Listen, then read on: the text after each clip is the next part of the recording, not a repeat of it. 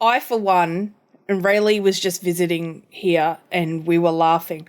I have a big stack of blocks, just rando blocks for quilts that should be together.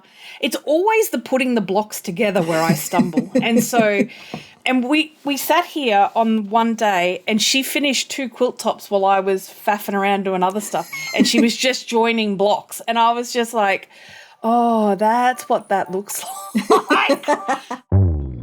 You're listening to Fussy Cutters Club podcast, a show that gives you permission to cut into the good fabric so you can make quilts you love. And now your host, who believes it's not a crime to love using novelty fabrics, Ange Wilson. Hello, Fussy Cutters. Welcome back to another great episode. Today I have the pleasure of talking with the fabulous Leanne from Devoted Quilter. Now, if you haven't met Leanne yet, then you're in for a treat today because she's absolutely lovely.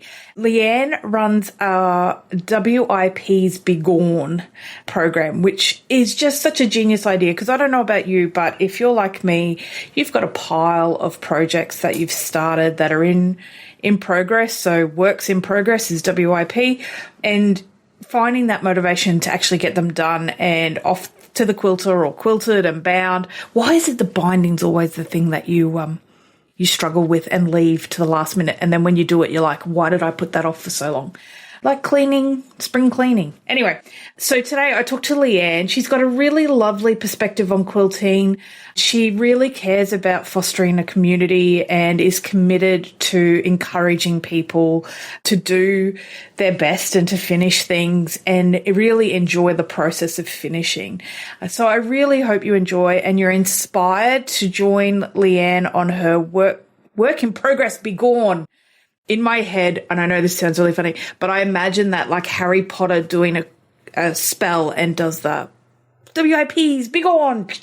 Anyway, that's enough insight into how my brain works. Let's get down. Let's get chatting. Hi, Leanne. Welcome. Hi. It's great to be here. Thanks. It's great to have you. For those that are new to you and have not come across you before, let's do a little bit of an introduction and a background. Who are you? What do you do? How should we get to know you? Absolutely. I'm Leanne Parsons, and I'm a quilt pattern designer. And you can find me at devotedquilter.com. And I'm also Devoted Quilter on Instagram. And I live in Newfoundland, Canada. And I love all things fabric. And I believe that you can't ever cut a piece too small. I'm not afraid of small pieces in my quilts. And I love scrappy quilts. Okay, so there's a few things to unpack there. One, first and foremost for me, so you live in Newfoundland? It's Newfoundland, so it rhymes with understand. Okay, because I always go Newfoundland. Yep, it's one of those ones that unless you've been here, you don't know how to pronounce it. And do you have a Newfoundland dog? I do not. I always wanted one, and when I said to my husband, I want one of these dogs, he was like, that's like a pony.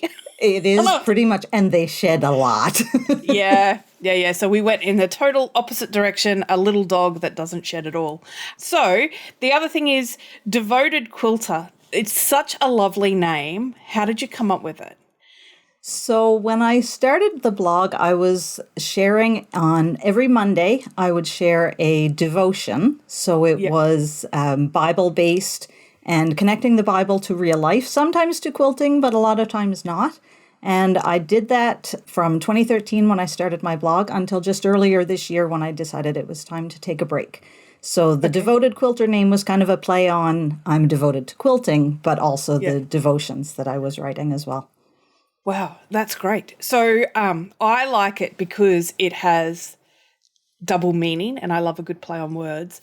But I love the image that it conjures for me is someone who is just so in love with quilting and so just everything about it, and there's this like purity to it and a love for it, and it's very Jane Austen in my head. So and it absolutely fits because I do live and breathe quilting.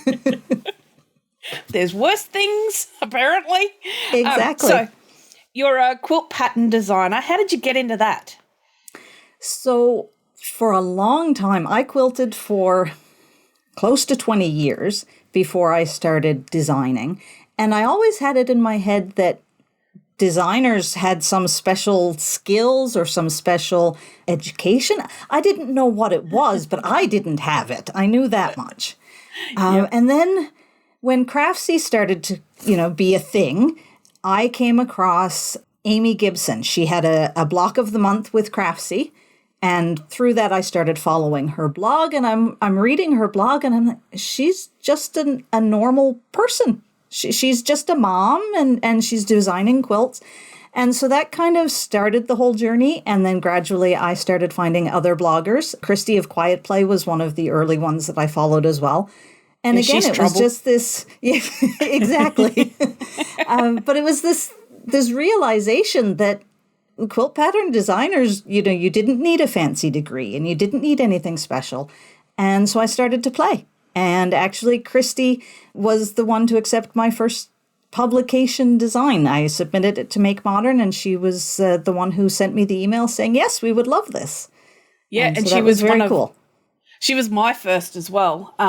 So I blame her for a lot of the trouble that I find myself in. That's right. I think she's good for it, though. She is. But you do tap on a commonly held misconception about pattern writers, that there is something different and special and academic about what we do. And I think for anyone who's out there listening, the only thing that separates a published pattern designer from a non-published pattern designer is the courage to put a pattern out. Absolutely. So, yeah. I mean, I am a big believer that there are some standards that you should follow with pattern writing that will make your job easier. It will ensure that the maker has a better experience and encourages them to try more things. Because really what we want to do is get as many people addicted to quilting as possible. Yes, we share the same goals as the fentanyl dealers and all of that sort of stuff. We just want to get people addicted and get them to keep coming back. That's right. But we're a little less life-destroying. We're life-building over here. Yeah, until your stash gets out of hand and you're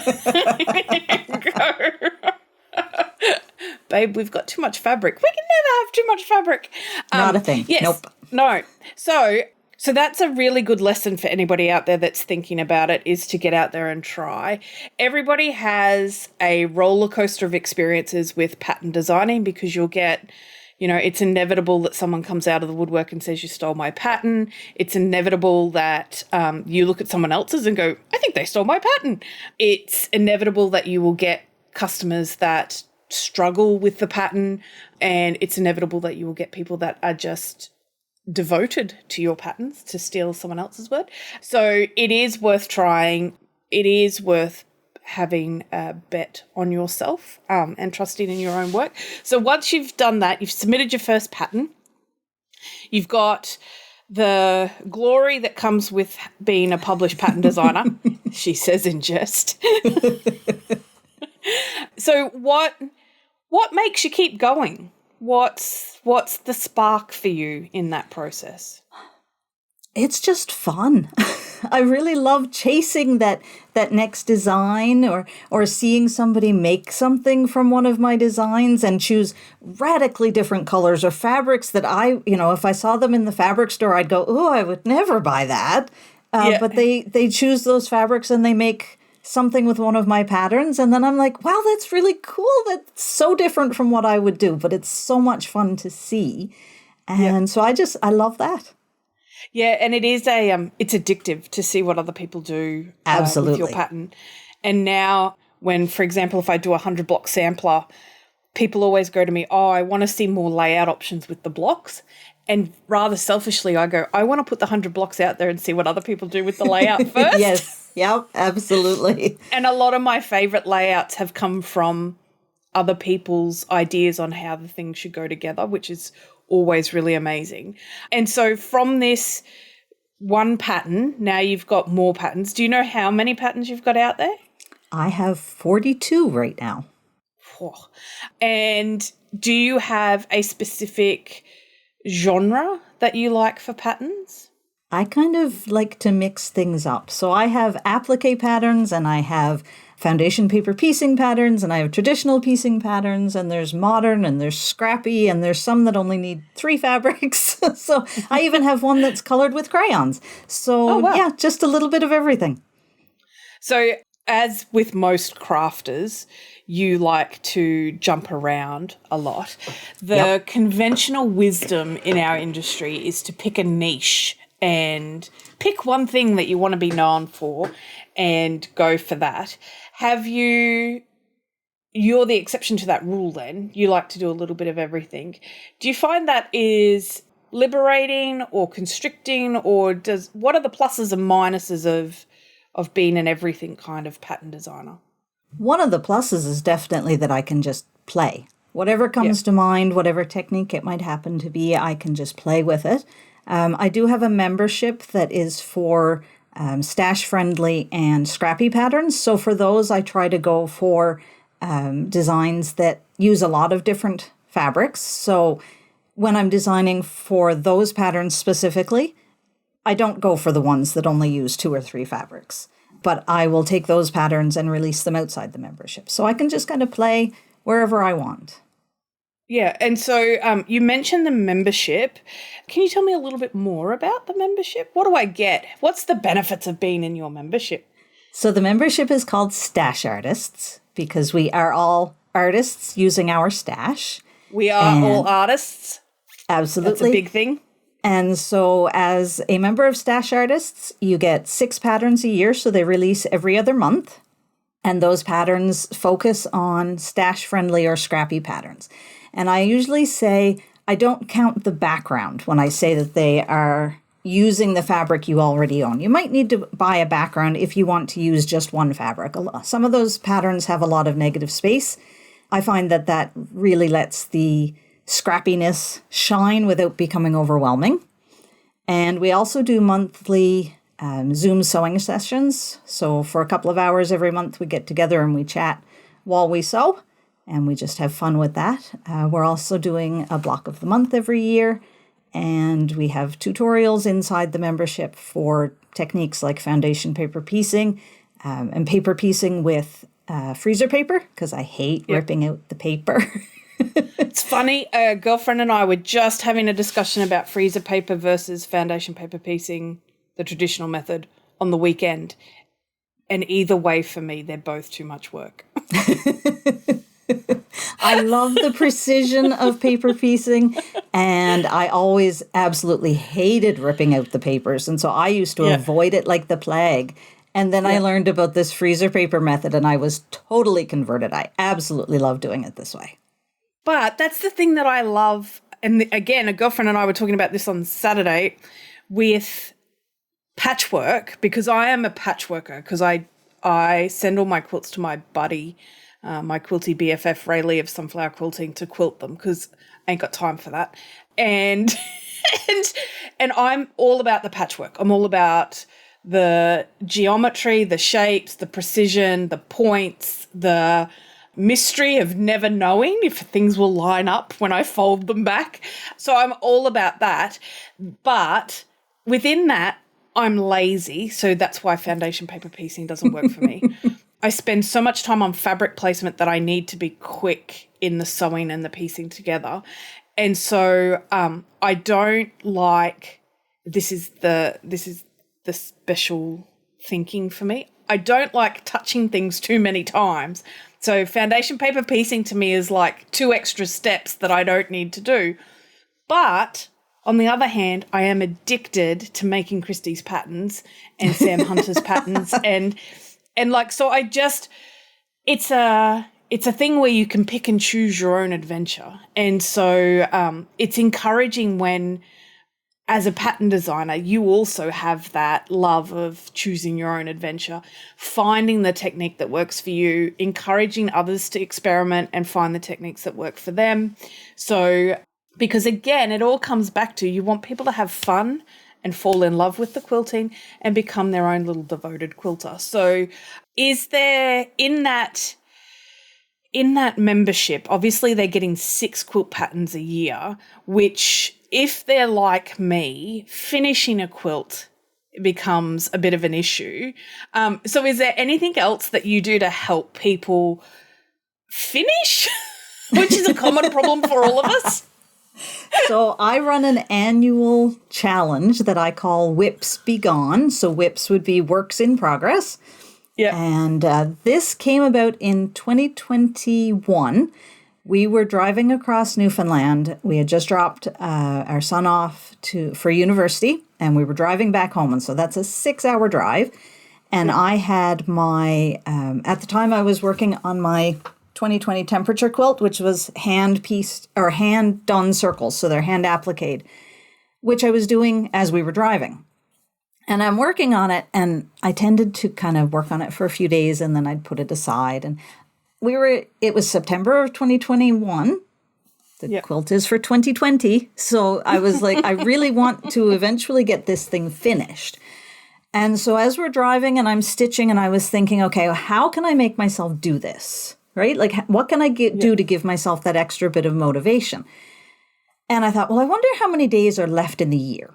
So I looked it up, and we were right at the beginning of September, but September 23rd, there would be 100 days left to the year. I thought, okay, well, a 100-day project, maybe that would help me get through this. No. And then I thought, well, really, this particular quilt, like what was left to be done, wouldn't actually take 100 days. Yeah. But I also had a cross stitch of a dragon that I'd been quietly not working on for about 10 years. Like, this thing was about 2/3 finished, and I'd take it out every once in a blue moon, work on it for a day or two, and then put it away again. But I love dragons, and so I wanted this cross stitch finished. So by the time we got home, I had notes in my phone for this challenge that I was going to run on Instagram. So it was a 100-day Whips Be Gone challenge. Finish up your old projects. And so I sent emails and got things rolling, and had about 500 people sign up for that first year. I finished my temperature quilt and my dragon cross stitch, so that was fabulous. And everybody was finishing projects, and we were sharing progress on Instagram. And so it was a lot of fun. But I did find once we hit December, people really fell off, right? Because the holidays are busy. I was busy. It was really hard for me to keep up with it. So in August of 2022, I was thinking, well, I want to do this again, but we're going to have to make some changes because I don't want to run it through December. So I changed it to be a 2-month challenge. Now it runs through October and November, so it's 61 days, and we have a grand old time. We've been doing it every year ever since, and every year I finish a couple of old projects. I do find myself in like April with a quilt top that I have to set aside to move on to something else. And I catch myself going, oh, I'll finish that during Whips Be Gone. That's okay. I'll come back to that one. But yeah, the challenge is a lot of fun. And I do weekly emails through the challenge. I call them Monday motivation emails. So there's tips for helping you finish your projects, or, if you've got a project that's stuck, something to help you work through that. And we have a lot of fun. Well, that's a great idea, because I think I, for one, and Rayleigh was just visiting here and we were laughing. I have a big stack of blocks, just rando blocks for quilts that should be together. It's always the putting the blocks together where I stumble. And we sat here on one day, and she finished 2 quilt tops while I was faffing around doing other stuff. And she was just joining blocks. And I was just like, oh, that's what that looks like. And I find with 100 days, because we do 100 days, 100 blocks, it finishes on the 8th of October. This year I'm going to roll everyone over into your Whips Be Gone challenge, because so many people get to the end of the 100 days, have made the blocks, but don't put them together. Whereas the pattern for this year I've designed specifically that they put it together as they go, because I want them to finish. But even then, we still don't finish them. And so that encouragement to get stuff finished, because there's something so satisfying about it. And then having the visual clutter gone out of my space to say I've done that. The guilt that's associated with those little boxes of blocks as well, to get rid of that. And so it's a really great challenge, and I'm looking forward to signing up and doing it this year and finishing some stuff as well. I have a lot of stuff over there that needs to be finished. Is there something that you've learnt through your Whips Be Gone journey, that some sort of enlightenment or something you took for granted and now you understand why that happens? What's the biggest lesson you've learnt from hosting that challenge, or others seem to learn? The biggest thing that I learn is that turning it into a little bit of a game makes a huge difference. So the summer before I started the first challenge, my mother was visiting and she was doing a walking challenge for that year. And it was to walk however many kilometers during the course of the year. And as part of that challenge, she had a piece of paper that had a sneaker on it, and it was divided up into sections. And for every so many kilometers, she would color in a section. And so we would go for walks most days, and then she would sit down and she would color in her sections. So when I was planning the first Whips Be Gone challenge, I thought, well, I can do some kind of a coloring sheet for that. And so I created a sheet that had the words Whips Be Gone, and the letters were all divided up into sections. And that was probably my favorite part of the challenge. And every year since, we have a daily tracking sheet, and everybody loves them. Like, you don't understand how motivating it is to not want to leave an icon for today blank because I didn't do any stitching. I might only stitch for 5 minutes, but, I worked enough that I can color in my little thread spool for today. And that is incredibly motivating.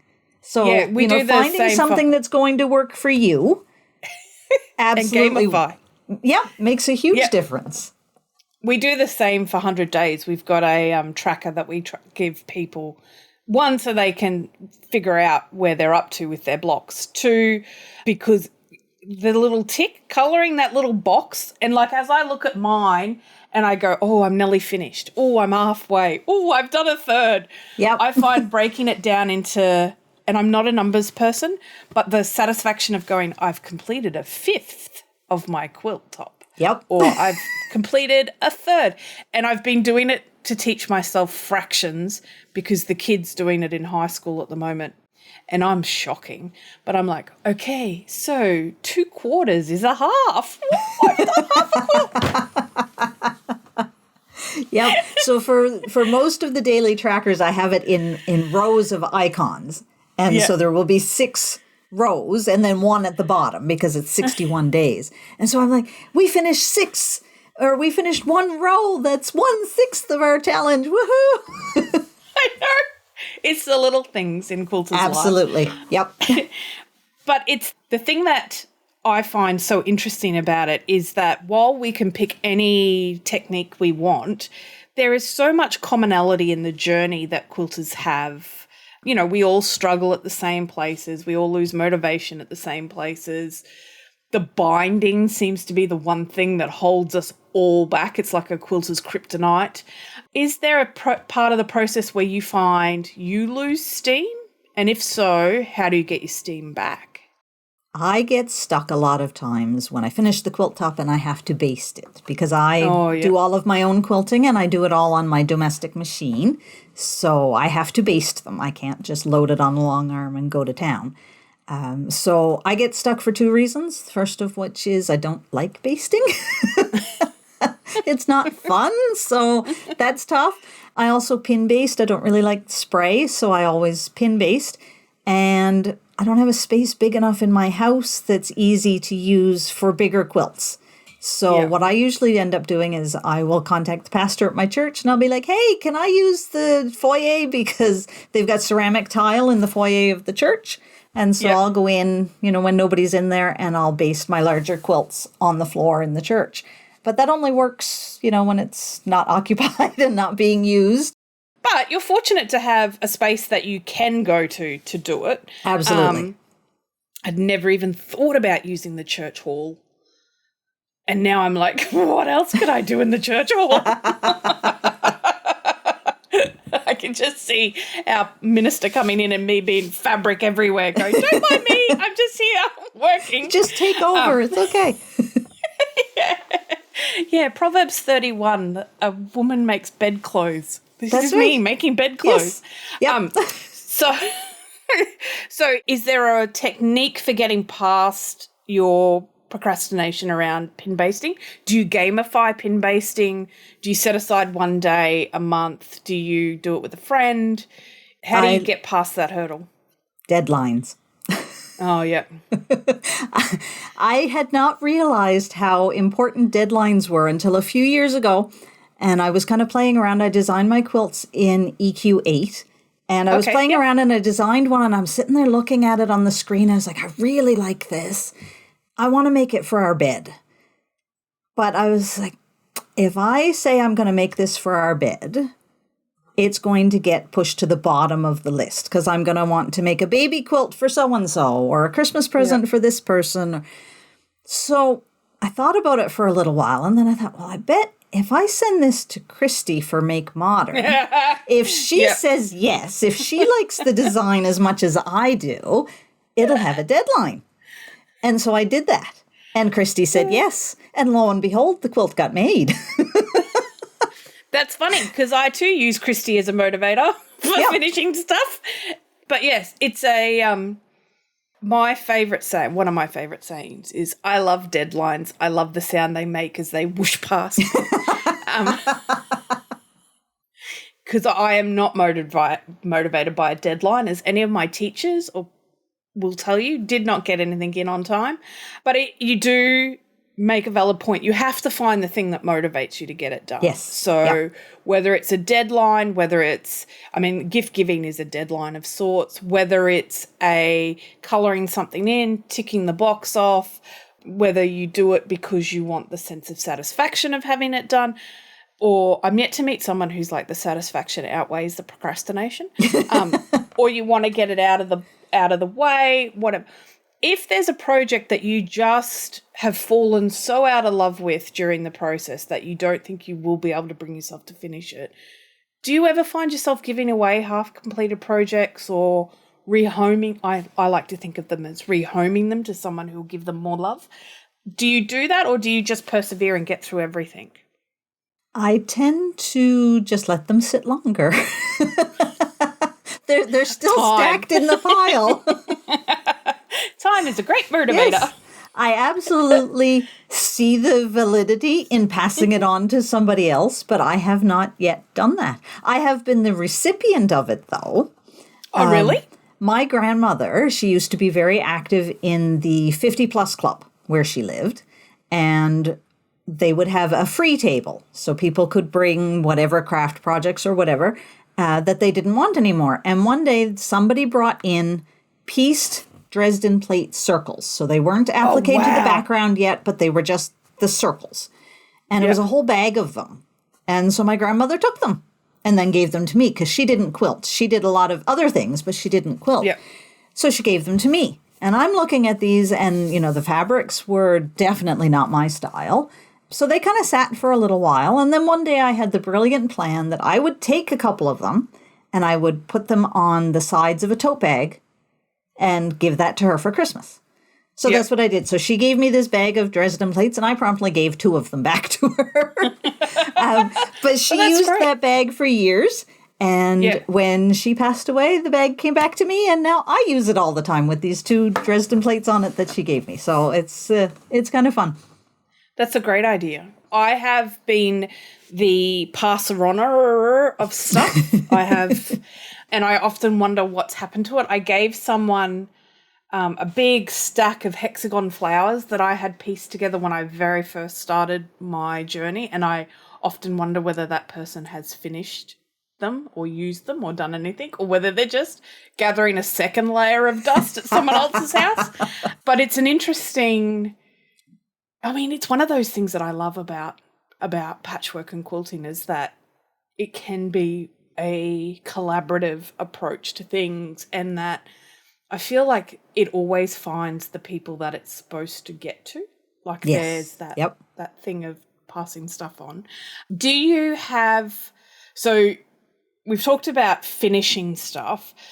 So let's circle back and go back to the beginning. Do you have any tips or tricks or techniques or encouragement for people on how to get started with projects, where to what pattern to go to if they're a beginner, how to manage their stash so that they can use it efficiently and effectively when they are creating. Do you have any of that sort of stuff at the start of the process for people? So if you're looking for a pattern or, what kind of quilt to make, my suggestion is definitely get on, say, Instagram or Pinterest and just browse around, because there are so many different styles of quilts and so many different ways of making quilts. I always say one of the things I love most about quilting is you'll never get bored, because there's always something else to learn, something else to try, whether it's big stitch hand quilting or English paper piecing or whatever. Try things, have fun with it. And when it comes to using your stash, I used to have I love scraps. I will never throw fabric out. I can't. I think I'm allergic to the idea. And so I used to have my scraps in a grocery bag. And this was one of those plastic grocery bags. And the scraps were stuffed in it so full. The plastic was thinned out. Like it was crazy. And trying to find anything in it was insane, because I wanted a blue piece, so I'd be hunting through it and scraps would just be gone everywhere. And so one day I just got so frustrated with this that I went around the house and I found all the empty boxes I could find, and I separated my scraps by color. And I've had them separated by color ever since. And that really works for me. I don't cut them into pre-cut pieces because I might want something for applique or for foundation paper piecing or whatever. But some people prefer to pre-cut their pieces because then they can just go grab all their 2.5-inch squares or whatever. So I came up with a guide. I call it Escape Scrap Overwhelm. And it's a PDF guide that it's mostly questions to make you think about how you would want to organize your scraps or your stash in a way that makes sense for the quilts that you like to make. So if you're never going to use a piece that's smaller than 2.5 inches square, there's really not much point in keeping the little 1.5-inch squares. So let them go. But if you always want to make applique quilts, well, there's not much point in pre-cutting into 2.5 and 5-inch squares. So you have to find a system that works for you. And so I came up with this guide to help people figure that out. So that's Escape Scrap Overwhelm. That's excellent. And then, before I ask this question, how do they get that PDF if they would they can go to devotedquilter.com, and there will be a little pop-up that will come up and say you can put in your email address here if you want that. Good. Now that we got that out of the way. The other thing that I want to let people know, if you happen to fall into the category where you do want to get rid of your scraps under a certain size or piece size or whatever, don't forget to reach out to local kindergartens or daycare centres, because a lot of times they will take the scraps to use in their craft projects for their kids or schools. Wildlife sanctuaries often want fabric scraps because they use them to help with nesting animals that like to create nests. You know what I mean? Use the stuff to create a thing that they get warm in.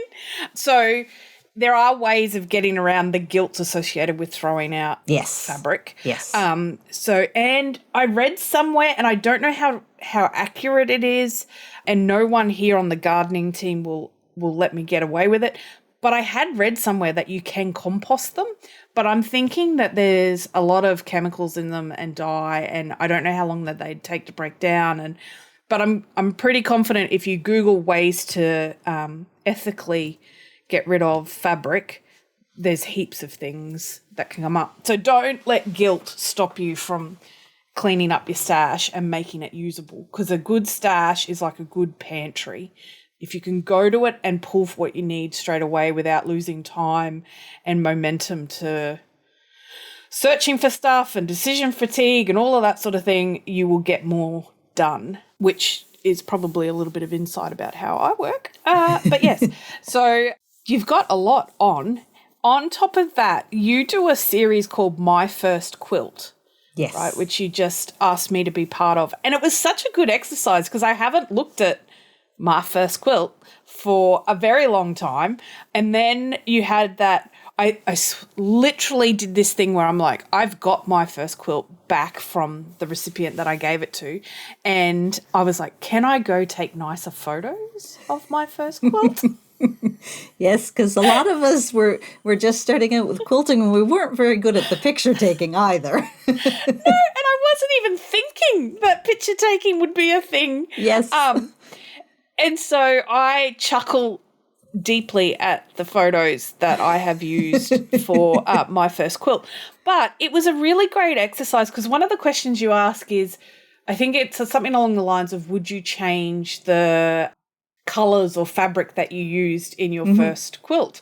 And it made me really look at the fabrics again and have a look and see, one, whether I would change anything, and two, where I am today versus, because I've been quilting now or patchworking for 13 years, which feels like forever in my life. But when you talk to other quilters and they're like, I've been quilting since I was 4 years old, and you think, oh, Yes. okay. I still think of myself as a relative baby in terms of quilting.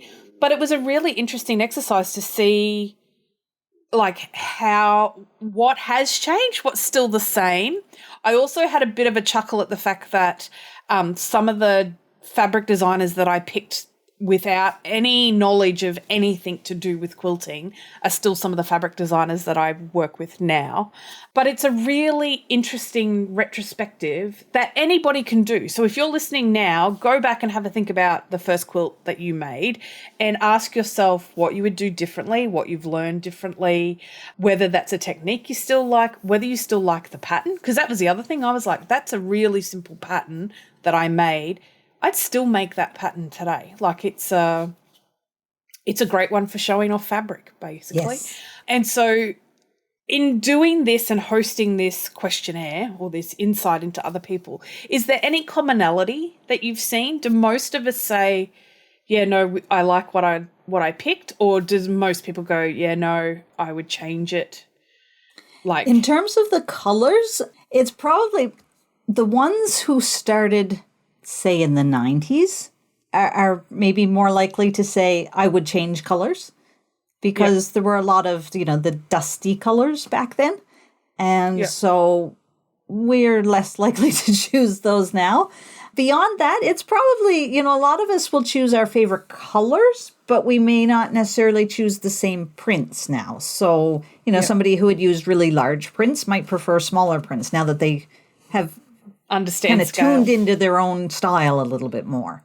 But what I love is so many of the people who have done that interview, they'll say, because I also have a question that's something along the lines of, is there anything you would tell yourself, from your back then self? And a lot of them say something along the lines of, you have no idea what we're in for. Or you have no idea where this is going to take us, right? Like we think we're just making a quilt. We don't realize that we're changing our entire lives around this obsession now with fabric. Yep. And it's I found it really interesting because quilting, so I kind of assume or associate quilting with an American culture, that it's very ubiquitous in America. Everybody has a quilt, they know someone who quilts, their grandmother quilted, they've been given a quilt. There's quilts just everywhere, which when we went to Disneyland and there were quilts in Disneyland displays, I was like, yes, quilts are fundamental to American culture. And so growing up in Australia, I had never seen a quilt till I made one. I didn't know that. I had seen them in movies and I was very drawn to them in movies and TV and literature and what I perceived quilting to encapsulate in terms of it's an heirloom that you hand down through generations. And I liked the idea of permanency that quilting gave the maker, that they were still somehow relevant 3 generations on because a family member or somebody else who'd come to own that quilt was still using it and getting warmth and care and all of those sorts of things. So to become a quilter in my life, no one else in my family quilts. No one else in my family sews. No one, like, there's no quilter that I can go, hey, how about them quilts we make? That's great. And so that question really for me was like, I had no idea that simply something so simple would have such a big domino effect through my life. And there's a certain magic to that, because now I think when I see our son try something for the first time, I think, oh, is this going to be your quilting? Is this going to be like, yep. Am I going to be in 20 years' time still giving you dinosaur-themed things? Like it's that. And my husband doesn't have a hobby or anything like, well, he does. It's reading Reddit. But he doesn't have like a traditional hobby. And so I often go to him, don't you want something? Like, don't you want to make something? Don't you want to create something? Don't you want to, play? They don't realize what they're missing. No, but he says to me, I do. I get to do all of that in my head when I read these things, or because he's one of those people where he's like, how do they make jelly molds? And then he will know the ins and outs of how they make jelly molds. Like, and then something else will spark his attention, and that's what he goes for, which is great and works well for him. And I'm happy, because if there were two quilters in this house, it'd get very destructive. But I guess it is really interesting that we all share that same thing of, you have no idea how this one simple thing will change everything. And I think that is so true, not just for quilters who kind of live in the public eye a little bit more than like pattern designers and fabric designers, and you're out there a little bit more than the average bear. But I'm sure if you asked a quilter who's made a quilt for a family member or someone going through cancer treatment or a new baby, or that this simple little thing that we all do and we don't think anything of actually has a big ripple into everything else. And that's really, I think that's a quilter's secret superpower, is that we're able to influence and be there for big moments without, like, we can just be there to support big moments. We can do stuff to support our loved ones. That this thing that we do intrinsically for ourselves actually ripples out into other people's lives. Has there been a question answer that, or an answer to the question that you have found, like, that still sticks with you today, that it was either surprising or funny, or that you often think about or change the way you view something? Has an answer had a profound impact on you? I don't think there's one that really stands out. I know that several people have commented on things like, the quilt doesn't have to be perfect. They look back at that first quilt and it's full of mistakes because we don't know what we're doing. So all of our first quilts are full of mistakes. But they'll be like, I still use it. Or, it's a treasure. I would take it if something happened, and it would be one of the things I would grab as I ran out of the house, right? Like, something doesn't have to be perfect to be perfect. In fact, we're in a whole world of not perfect. This is true. The thing that I often chuckle about with that is I like to, and it's only something that I've come to in the last probably 6 to 12 months, is I no longer refer to them as mistakes. I refer to them as, look at the learning opportunity I just created. Yes. This chance to get better at what I'm doing. Because we were talking about this on the weekend, and I don't know whether you find it the same. I know the theory on how to get points to match, right? I know all the parts, the ingredients that go into points matching or seams nesting. And I still, when I pull that fabric apart after I've done the seam, I still get a thrill and an excitement and a, does it match? And a disappointment like that, and the unpicking, like, And I think there's been times when I've been at my machine going, I did all the right things. Why did this not work? Exactly. So in your work in progress challenge and your membership and this community that you've built around this shared love, Do you find that people still have a sense of magic and awe about what they're doing? Do you find that people are encouraging of each other when they fall down? Like, what's the benefits of being part of your community? Oh, people are definitely encouraging. I always find that. And we're always our own worst critics. So when you look at your quilt, you will see where your points don't match up. But when I look at your quilt, I'm not looking for the points that don't match up. And so I find that quilters as a whole are very good at reminding each other of that. So when I'm getting annoyed because, my points aren't matching up or whatever's going wrong today, you go on Instagram and you share your picture and everybody shares their own stories and they say, oh, yeah, I had that same problem. I couldn't get mine to match up, but, it worked out in the end or whatever. So it's a lot of fun to have that connection and that reminder that we're all in it. We're all the same. Nobody's points match up 100% of the time. And even if you've been quilting, I've been quilting 27, 28 years. My points still don't all match up, and I still have to take out the seam ripper, and we're just all never perfect. Yep. And I think the thing that I try to encourage people to remember is, so as women, if someone goes to you, oh, I love that dress you're wearing, and you go, thanks, it cost me $7.50 and I got it on sale, and oh, I think this zipper's broken, oh, and it's got a little tear just here, or oh, it doesn't fit the way it used to, or this colour's not really mine. I try and go to people, thanks first and foremost. And then with quilt, it's the equivalent of going, thanks, it's got pockets. Yes. When someone says, oh, I love your quilt, instead of going, oh, this doesn't match, or I would have picked this, or this pattern's not really great, or it took me 10 years to finish, or just go, thanks, I made it. Yes. That's it. Yep. That's everything else that's coming into your head. You do not need to tell them.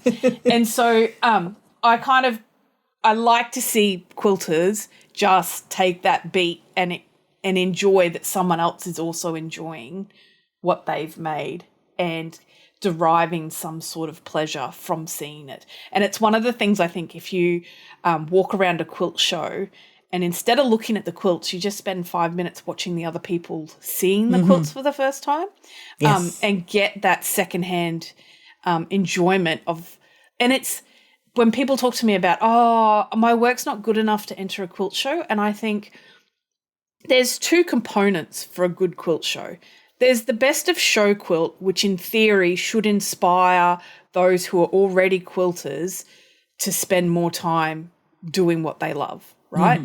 And then there's the beginner quilts, where you want someone who is either new to quilting, thinking about quilting, struggling with their quilting, whatever, to look at that and go, I could make that.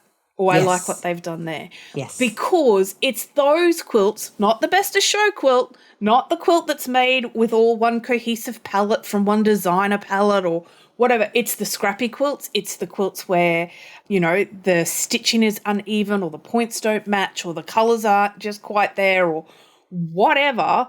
They're the quilts that encourage the next generation of makers. They're the quilts that most of us saw and went, oh, I could do that. Oh, I want to make that too. I want that. Because none of us, I guarantee you, looked at a best of show quilt and thought, you know what, I'm going to go home and knock that out. Exactly. I still don't know I could do that kind of level of precision and perfection. No, even with the simple ones, absolutely. But even with best of show, right? And this reflects that when in a previous lifetime, I used to have a fair bit to do with the local quilt show and the hanging of the quilts and all that sort of stuff. If you look at a best of show quilt, they haven't gotten it right 100% of the time either. And it's just that they know and have the experience to go, all right, that's happened. How do I compensate for that? Or how do I quilt that out, as Rayleigh and I often say. And so it's not that they're accurate and precise for 100%. They've just made the most cohesive quilt in that judge's opinion. Yes. Right? So there's so many things at play in picking a quilt to be awarded a ribbon that just because you don't get one doesn't devalue what you've made or what you've spent time on. as much as getting a ribbon is amazing and we all get a high and all that sort of stuff, I think the biggest compliment you can be paid is someone standing in front of your quilt at a quilt show going, I love that, I want to make it. Yes. That's it. There's nothing else. And like even your temperature quilt, which quite frankly, if people haven't seen it, they need to. The choice that you made to run the days as columns means that your fabric has like this kind of glow spatter, like center out kind of effect going on. Yep. And I think I don't applicate, and there's no way I'd make that many circles, but even just sitting here looking at it going, oh, I really love the use of that colour. Oh, I love how that colour moves into that colour. I love and so if you can take from everyone's quilts, including your own, the things that you love and inspire you to do something else, that's a win, right? Like and that's what a quilt community should be doing, is uplifting. Yes. And it's great to hear that that's what yours is doing. Also, as a side note, when we first started talking, I was like, is that a Bible verse that she's got stitched in there? That makes no sense because I can just see the J and then the A and then I'm guessing the O. And I'm like, what is it? And then when you were like, this is my temperature quilt, I went, oh, yeah, genius, they're letters for the month. Yep. Yeah. Because when I designed it, it was like, there's, I can't remember what the grid is, but there was going to be empty squares. And so when I started counting, I was like, oh, it's just enough to do 12 for the months. And then down in this corner, I had 2 more left over. So I put the 2020. The date. So it fit that is perfectly. Very cool. Yeah. See, and that's a good design mind at work. All right. So we've talked for nearly an hour. Thank you for letting me hijack flies, your time. Doesn't it? I know. I can talk about fabric forever. Yes. Is there any words that you would tell yourself if you could go back to that first quilt and knowing what you know today? The biggest thing I would tell myself is you're going to learn it by doing it. You've got to just dive in. And that's exactly actually what I did with my first quilt. My first quilt was hand appliqued, hand embroidered, and hand quilted. And I had no clue what I was doing. But I just dove in. And yeah, I love that quilting is hands-on. You've got to actually do it. You can't learn it by watching videos. I mean, you can get the basics, but you've got to get fabric in hand and actually do it. And so that's the biggest thing I would tell myself back then, or anybody looking to start quilting in general or looking to learn any new technique. You got to just try it. Yep. And that's the thing that separates the beginner from when they look at other people's quilts and go, oh, they're so amazing. The only difference is time and practice. Yes. Like that's the only thing. Everything in quilting can be learned. You can learn colour, you can learn placement, you can learn technique, you can learn like everything in life. You can learn it. There's logic and reason to it. So it is just about doing. All right. So thank you, Leanne. Let's leave the people and let them go do. Now I hear my 13-year-old in my head going, you said doo-doo. What a note. And on that note, thank you. Thank you for having me. This has been a blast. Thanks for listening to the Fussy Cutters podcast. Enjoyed listening? Why not subscribe so you'll never miss an episode? Did you know the quickest way to the heart of any podcaster is to leave a review or recommend the podcast to a friend? It's true. It is. Until next week, get out there and fondle that fabric.